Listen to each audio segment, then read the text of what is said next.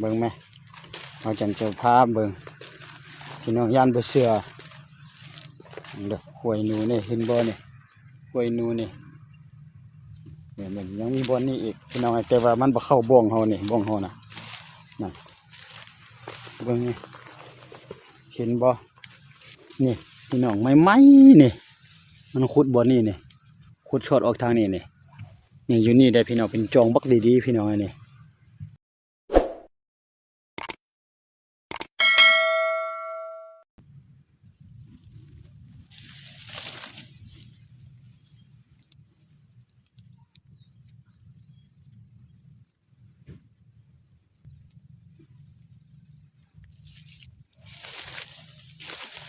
ตอนเช้าจึงค่อยมาพอกัน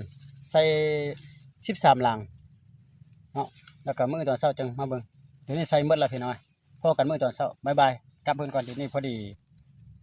2:30นพี่น้องโอเคพอกันตอนเช้าทักทายสบายดียามแรงพี่น้องทักทายสบายดียามเช้าพี่น้องที่เข้ามาเบิ่งและติดตามรับชมพี่น้องจะพาพี่น้องมายามมืออันบ้องหนูพี่น้องไงบ้องหนูเหี่ยวหนูล่ะใส่ไว้13หลังนี่นะเมื่อวานตอนแรงๆตอน2 โมงกันก็จะพาพี่น้องไปยามมื้อนี้ก็ออกมาสายนึงแน่พี่น้อง8 โมงยังแล้ว พี่น้อง8 โมงยังแล้วเดี๋ยวนี้จังมาฮอดพี่น้องเอ้ยไปเบิ่งน้ำกันไปจะได้พี่ๆน้องๆจะได้เบิ่งจะได้ชมน้ำกันบ่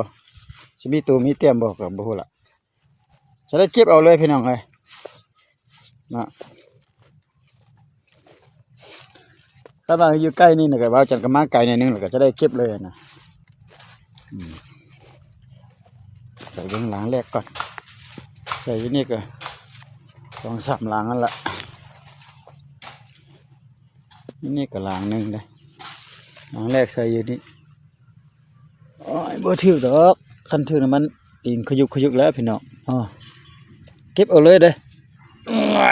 เอาเลยแน่นดีขนาดพี่น้อง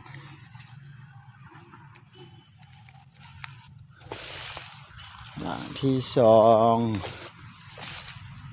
เอ้ยมีหนูอยู่บ่นี่บ่หมานพี่น้อง2หลังหนูบ่แลนนะคันหนูแลนก็ถึกอยู่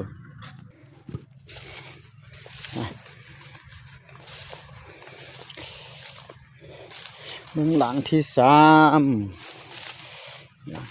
ก็อยู่นี่หลังนึงแต่หัวมันปักอยู่ใส่เนาะ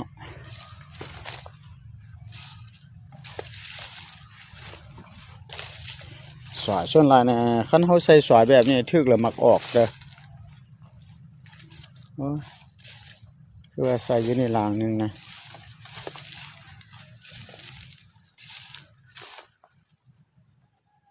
นี่ใส่วะพี่น้องหาก่อนคือบ่เห็น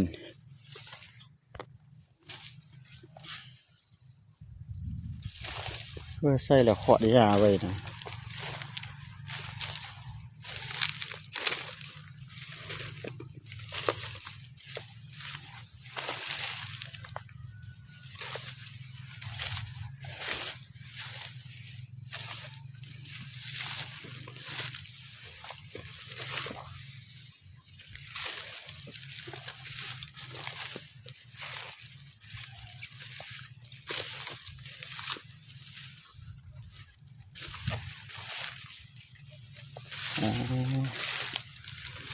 อยู่นี่เห็นแล้วบ่ถึกพี่น้องเลยนะอยู่ขั้นหน้าแต่นี่อยู่ขั้นนี้ประมาณ2หลังนี่บ่แต่ก่อนขั้นหน้านี่มัน6หลายนะพี่น้องแล้วเขามัวจะกิ้วเข้าแล้วเขามาตัดนะแล้วมันละแป่นนะ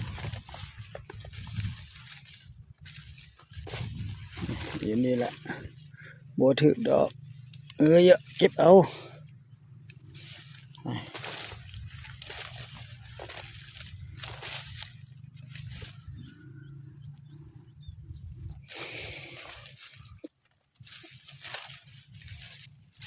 นี่ก็อยู่นี่บ่ถึกประมาณบ่ มาแล้วบ่มาแล้วจะได้หนูโพดตูอยู่บ่ชอบนี่มิดทีรีมิดอิมซิมอยู่นี่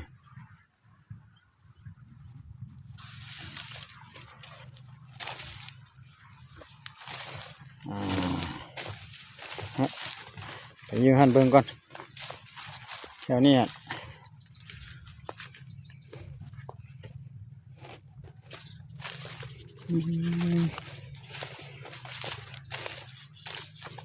ประมาณว่า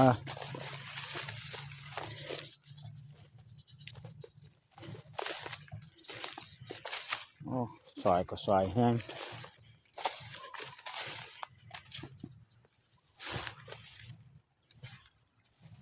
นี่เฉยเลยเนาะต้นไม้สัก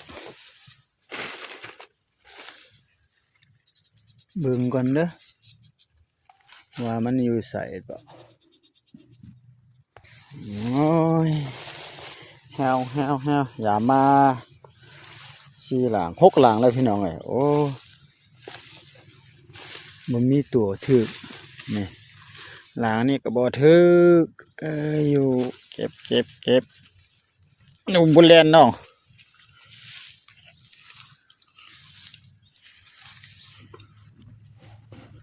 7 หลัง 8 หลังละนี่รวม4 5 6 7ละโอ้ย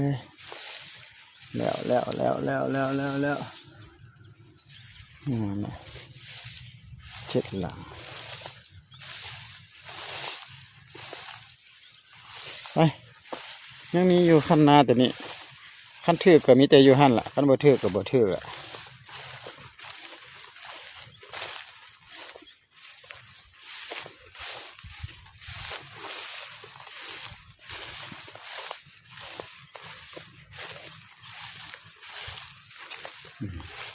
แถวนั้นบ่าวจันมักมาดักนกได้แต่ว่าปีนี้ยังบ่ได้มาเถอะ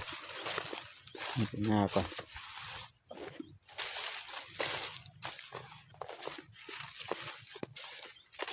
อยู่คันนาแต่นี่คันนาสุดท้ายล่ะแต่มีจักหลังบ่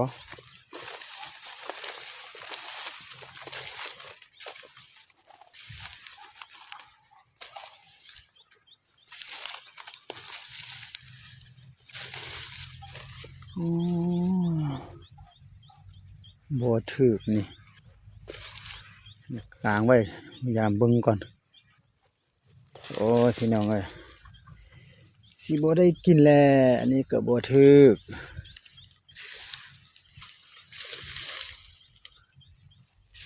นี่ก็บ่ถึกบ่อ้าวอยู่นี่มีคนเลาะนะพี่น้องออกมากลางคืนบ่นี่ก็ใส่ก็บ่ถึก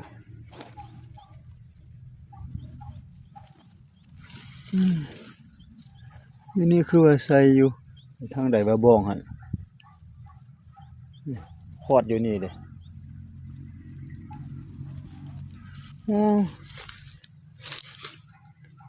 นี่บ่ถึก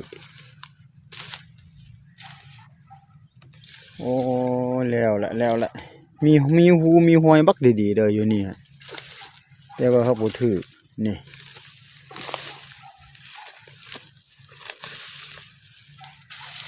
แล้ววับแฮวบ่หมานซ้ำพี่น้องเอ้ย